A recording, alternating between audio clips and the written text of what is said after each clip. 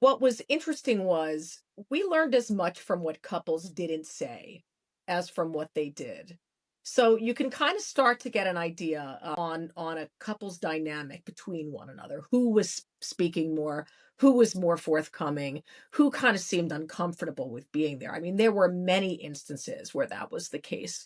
I mean, there were interesting stories left and right. I mean, what one of the things that I tried to do when I was speaking with couples where if one spouse, typically more often if there was a male spouse who was kind of like trying to like flex their financial knowledge and really dominate the conversation, I would make it a point at one point in the interview to direct the questions at their female spouse. And I would say, "Well, tell me a little bit about your life. Tell me about how you spend your time.